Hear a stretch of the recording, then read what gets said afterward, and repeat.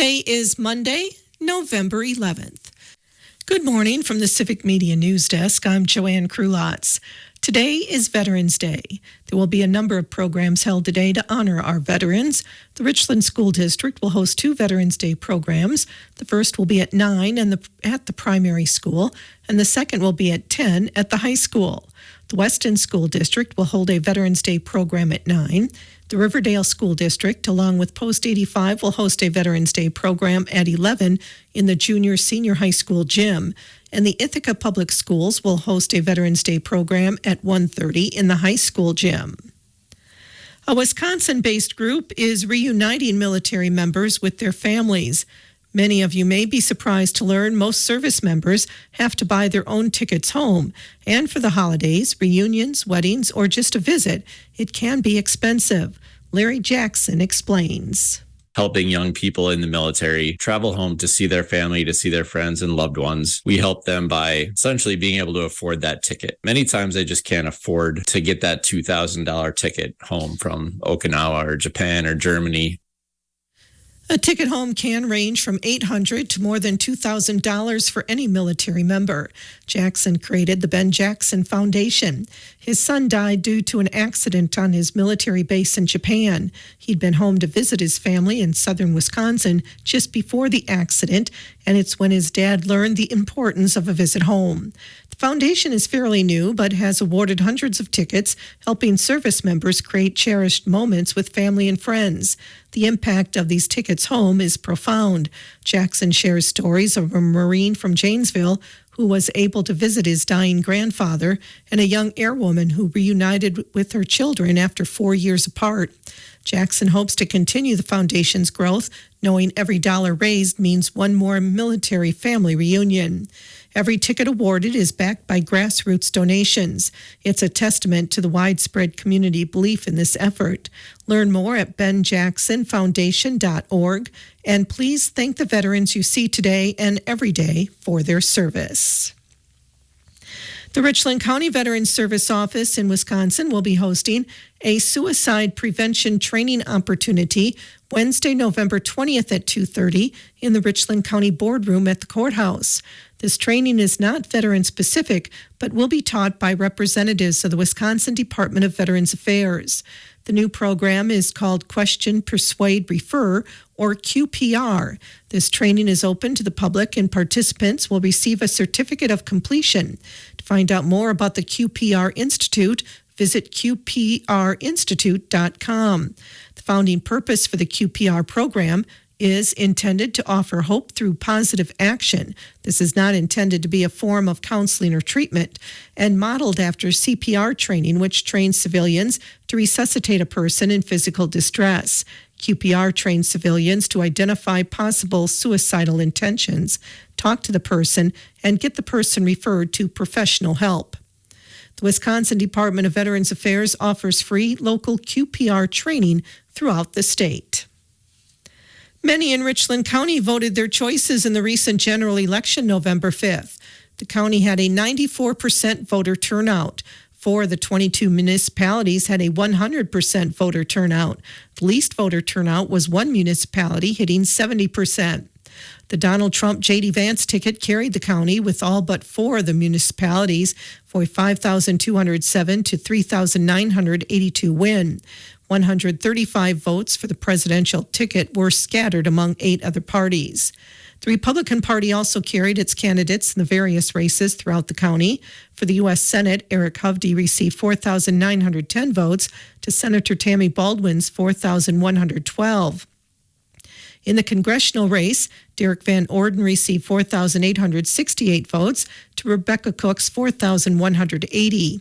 In the state Senate race, Joan Ballweg received 5,016 votes to Sarah Kieski's 4,021. And in the assembly race, Tony Kurtz defeated Julia Henley in Richland County 5,560 to 3,467. The Wisconsin Supreme Court hears an abortion case today. Abortion access in Wisconsin was blocked for more than a year following the U.S. Supreme Court ruling that overturned Roe v. Wade. Last September, in a case brought by Wisconsin's Democratic Attorney General Josh Kaul, challenging the state's 1849 law, which had been interpreted as a ban, a Dane County judge ruled the law did not broadly apply to abortion. Sheboygan County District Attorney Joel Urmanski, a Republican, asked the state Supreme Court in February to overturn the ruling. On Monday, the justices hear arguments that will determine whether or not that ruling stands. Black students at UW-Madison are among many nationwide to receive racist text messages. The texts can vary. Some use the N-word and all make references to slave catchers and picking cotton. The senders also address the recipients by name. UW-Madison police say state and federal agencies, including the FBI and the FCC, are investigating, and that any students receiving such a text message can fill out a harassment, discrimination, and bias report. It's not just Black adults getting such text. Children are targeted as well, including a 12-year-old girl in Milwaukee, prompting her family to wonder how the senders got her name and information. Wisconsin Attorney General Josh Kaul has also condemned the racist rhetoric. Attorney General Josh Kaul says anyone who received a racist text should contact law enforcement. A record number of school referendums passed last week. A report from the Wisconsin Policy Forum shows $3.4 billion in school tax increases were approved by voters last Tuesday. The largest among them were a pair of measures in Madison that increased spending by $600 million over the next 21 years. That will go towards operating expenses as well as renovations at elementary and middle schools. Other major increases were approved in Kaukauna, Green Bay, and Janesville. As temperatures begin to drop, keep an eye and ear out for signs of a natural gas leak. Those signs could include the smell of rotten eggs, a hissing sound near appliances, or visual cues like blowing dirt, bubbling water, or discolored vegetation. You should also keep exterior vents clear of snow and debris to avoid gas buildup in the home. If you smell gas or notice any of these signs, move to a safe location and call 911. An unusual shopper at a grocery store in Madison. Madison police say a 10-point buck entered the Hy-Vee store on the east side through open pharmacy doors last Wednesday morning. The buck ran through the store until staff corralled him in the cooler area. Officers and animal control employees were able to barricade parts of the storage area in the back of the store and usher the buck out one of the doors. Madison police say the suspect is free and back out in the wild. Wisconsin's Move Over law requires drivers to provide a safety zone for law enforcement, emergency responders, and maintenance vehicles stopped alongside the road with their emergency lights on. DOT says you can also avoid secondary crashes by being an attentive driver. In 2023, Wisconsin saw 760 secondary crashes resulting in 3 deaths and more than 380 injuries. Over the past 5 years, 60 emergency responders were struck and injured by a vehicle while working on the side of the road in Wisconsin. The Wisconsin Department of Transportation will host a ribbon cutting for the new Wisconsin 130 bridges over the Wisconsin River in Lone Rock. It will be held this afternoon at 1:30 at Brace Memorial Park. Federal, state, and local officials will give brief remarks on the efforts behind this $40 million multi-year project. Speakers include Dan Shave, Wisconsin DOT Southwest Region Director, Christina Boardman, Wisconsin DOT Secretary, Glenn Fulkerson from the Federal Highway Administration, Dan Quinn from the Village of Lone Rock, Mark Cupp, Executive Director of the Lower Wisconsin State Riverway Board, and Brent Freeman from Kramer North America. Following the ribbon cutting, Lone Rock Fire EMS will conduct a drive-through on the new bridges. Parking will be available at the park. The Riverdale One-Act Play has advanced to the State Theater Festival. On Saturday, the cast and crew of the Riverdale One-Act Play, When Bad Things Happen to Good Actors, earned the right to advance to the state competition to be held in 2 weeks at the University of Wisconsin-Milwaukee campus. The performance time has not yet been announced. Vernon County, in partnership with the UW-Madison Extension, has launched a housing study aimed at addressing the current and future housing needs of Vernon County. A crucial first step is the release of a housing survey, which is underway.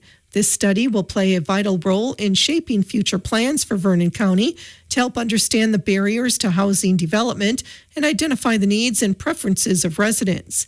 The data collected will not only guide future housing decisions, but also provide valuable insights for developers and municipalities to create a more responsive and effective housing strategy. By participating in the survey, residents will have the opportunity to share their experiences, concerns, and suggestions regarding housing in Vernon County. This inclusive approach ensures the voice of all community members are heard and considered throughout this process. Community input is invaluable, and all community members are encouraged to not only participate, but to share the survey with neighbors, friends, and family to help ensure that all community member needs are represented. The survey will run from now through December 8th. The survey can be found online at uwmadison.co.trics.com/JFE/form/SV_CZ 1 PI 2 S 1 WGNAZZC. Complete the survey online at your convenience. Estimated time to complete the survey is 10 minutes.